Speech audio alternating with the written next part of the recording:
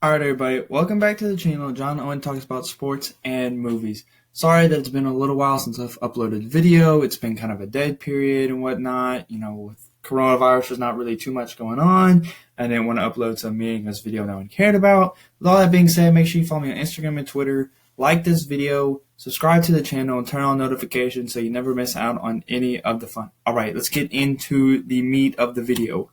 So, as you probably know, LeBron James is my favorite athlete of all time, and as I've been looking towards the restart, which is going to start in about a week, with actual meaningful games, and they're playing scrimmages and stuff right now, but with actual meaningful games, I've been looking at all their teams and the chances, and I'm really confident in the Lakers' chances. They're my pick. I'm probably a little biased, but I think they actually have a really reasonable shot to win it this year. But as we look to the future of LeBron's career and the Lakers roster, the future is kind of cloudy. And as we look forward to the NBA restart at ESPN Worldwide Sports, I'm going to give you a few reasons why this season is probably LeBron's last to win the chip. So let's just look at LeBron specifically first. So, not that I want to doubt LeBron at all. This is not that, but I am a realist. I am a big fan, but I am a realist. So let's just look at some personal LeBron numbers. So at age 37 and year 17, LeBron has played over 1,200 games, almost 240 playoff games, over 48,000 minutes, over 10,000 playoff minutes, has gone on 9 finals runs, has played on 3 Olympic teams, and that's just a lot of wear and tear on his body. Now, I know LeBron is superhuman and he takes super good care of his body, and his longevity of NBA greatness is unmatched by any player in history, but at the end of the day, no one truly beats Father Time. It catches up to everybody. So this year doesn't look like it. This year has not caught up with LeBron, but I don't know if maybe next year or the year after that it does. And so that's something you have to take into consideration, because overall, LeBron has played a lot of basketball. Just straight up, just pure as day, from his first stint in Cleveland to Miami to back to Cleveland and back to Los Angeles. He's played a lot of basketball. Going to 9 straight finals, and all of those going to, in between 4 to 7 games, each time, that's a lot. And he goes all out on all of them. So, I don't know. It's going to be really interesting to see when that kind of time drag happens and yanks him back to mere mortal status. So that's something you really have to consider. I think age is probably going to catch up with LeBron pretty soon. And then if you just look at the Lakers roster is built to win now. I mean, it is really a composition that is good enough to win. But if you look into the future, the roster's old. Like I already said, LeBron's 37. Key rotation players, Danny Green, Dwight Howard, Rondo, JaVale McGee, Markieff Morris, they're all over. They're 30 and over. And teams like that, they don't last just super long. You got to be fresh and young to, build for the future. Now, this team can win now, totally, even though Rondo and Avery Bradley, who I'm going to talk about in a little bit, are not playing. The team's still good enough to win, no doubt to me. But, just in the future, these are old people. And I don't know if all these guys are going to be back next year. And, it's just like these older players, you just don't know. And then even the younger players, they do have some. Anthony Davis, Caruso, Kuzma, Avery Bradley, KCP, Quinn Cook.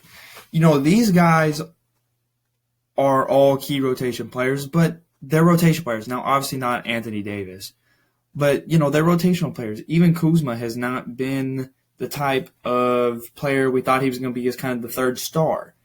And so, these guys are good and they are valuable, but they're none of them besides Anthony Davis, I think, can be superstars. And Avery Bradley's about to be 30.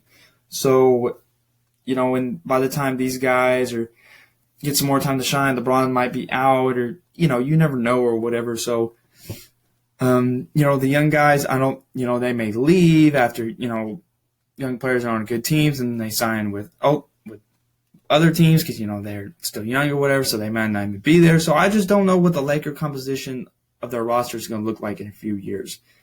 And then let's just look to the future of the league. going forward, there are just going to straight up be a lot of contenders for the Lakers to contend with. Like this year, the Nets didn't have Kyrie and Kevin Durant. The Warriors were completely beat down. And so, that's two teams that they would otherwise have to totally go through, probably. And now they don't have to. So, this year and the next year, the Warriors are coming back. Period. They're going to be back. They're going to be just as good as they were. Maybe not with KD, not as good as they were with KD, but totally still should be a contender. The Nets are going to be dangerous with Kyrie and Kevin Durant, and the Celtics are up and coming, and obviously the Clippers are just super good and super stacked and stuff like that. So, there's going to be a lot of good teams, and then whatever Giannis decides to do, he's kind of a big factor. If he stays in Milwaukee, they're going to be a contender. Wherever Giannis goes, whether he signs in Miami or the Raptors, or if the Warriors find a way to get Giannis to form a new big three or big four, that team's going to be a contender. So if you start looking at it, you have the Warriors, the Clippers, the Warriors, the Clippers, the Nets, the Celtics, whoever Giannis is on. The Raptors are good. The Celtics. That's 5 or 6 teams right there that are going to be really good and are going to be total title contenders that, and this year there's only 2 of them. So, and 2 of those guys are out. So, it's just kind of, it's a really good golden opportunity because next year these teams are going to be back and they're going to be better. And then, other up-and-coming stars like Luka and Zion and Ja Morant, they're going to continue to build and they're stars in the future of the league.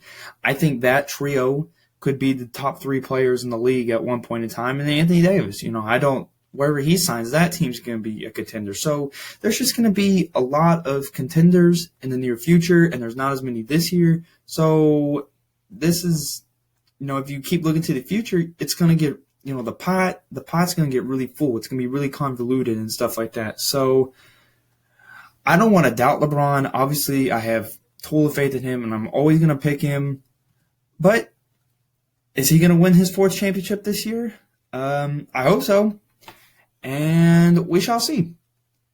And so, basically, those are the reasons why I think this is probably LeBron's last season to win the chip. Do you think the Lakers are going to win? If you don't, make sure you comment who you think is going to win down below. So, thanks for checking out today's video. Always means a lot. Hope you have a great day and come back next time.